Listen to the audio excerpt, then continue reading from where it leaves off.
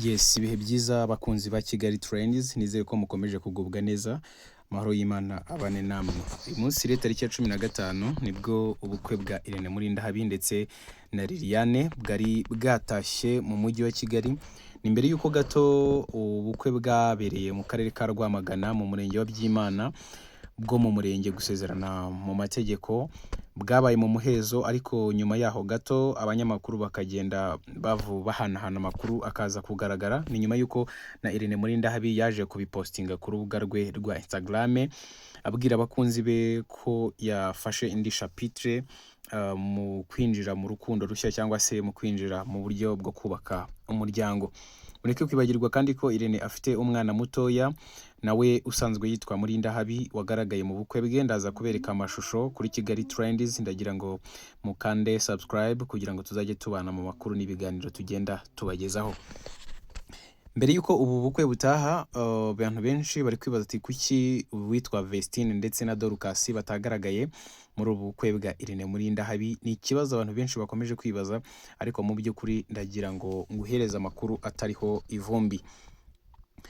Mbere y'gato abantu b'abanyamakuru mu Rwanda bagiye bakora inkuru zitandukanye zigaragaza ko Irene Murindahabi ndetse na Dorcas bari kurwanya uwitwa Idrissa Odilongo kugira ngo batandukane.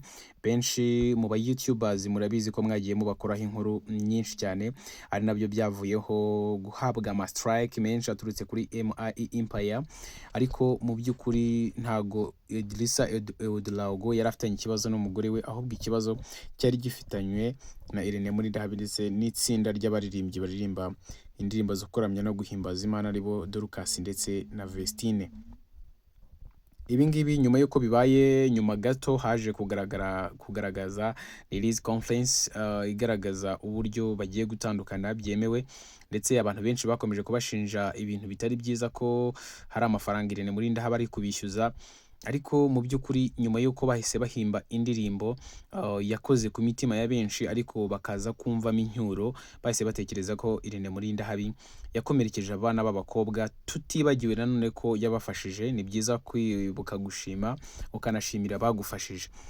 Rero bamwe mu batagaragaye mu bukwe bwa Irene Murindahabi harimo uwitwa Vestine ndetse na Dorcas, by'umwihariko abantu batekerezwaga ko bagombaga kuba bari mu b'imbere, bagombaga kugaragara muri ubu bukwe bwa Irene Murindahabi. Ni ubukwe bwari bwiza ndetse bunagitanga image nziza cyane, ariko nyuma y'uko aba bakobwa kabisa bahuye na Irene Murindahabi baje kuba abasirimu, ndetse idini rya ADPR basengeragamo ritanga message ku rubuga rwa Instagram ndetse na Twitter, bigaragara ko babaciye batakibakeneye bitewe n'imyitwarire idahwitse basigaye bagaragaza. Rero kuba batagaragaye, ndagira ngo mbabwire ko uwitwa Dorcas na Vestine bari bafitanye ibibazo bikomeye cyane n'uyu Irene Murindahabi, ku buryo batagombaga kuhagaragara. Undi muntu utagaragaye muri ubu bukwe twatekerezaga ko ari most important kuba yahagaragara ni uwitwa Nyambo Jessica, nawe kuri ubu uri hafi kugira ubukwe, ndetse wanabugize akabukoresha mu murenge. Nawe abantu b'inshuti ze twatekerezaga ko bazamo harimo nka Aga Promoter ndetse na Miki ntibaze kugaragaramo. Biri mu bintu byakomeje kuvugisha abantu benshi, ndetse bakabibaza uwitwa Miki akabisubiza afite ipfunwe, avuga ko nta kibazo bafitanye kandi ko atari ngombwa niba ataratumiye. Gusa ibyo byaje guteza impagarara bigera no kuri Nyambo Jessica. Nyambaza kubazwa icyabiteye, aravuga ati ntago ari njyewe wagombaga gutumira, ariko mu by'ukuri mbasabye imbabazi mbikuye ku mutima, basi mu bukwe bwo mu rusengero imbere y'Imana muzaze turabatumiye kandi muhawe ikaze mu muryango. Rero nkomeje kubashimira abakunzi ba Kigali Trends. Andi mu yandi makuru ari kugenda acicikana turagenda tuyabashakira uko buragenda bucya ndetse bukanira. Niba ari ubwa mbere ubonye iyi video, menya ko ahariho hantu heza ugezeho kuba wahitamo gukandira subscribe kugira ngo tuzajye tubana mu makuru n'ibiganiro tubahereza. Ndagira ngo mbashimire mwese mwabanye nanjye, nitwa Shanivo, muze kugira ibihe byiza.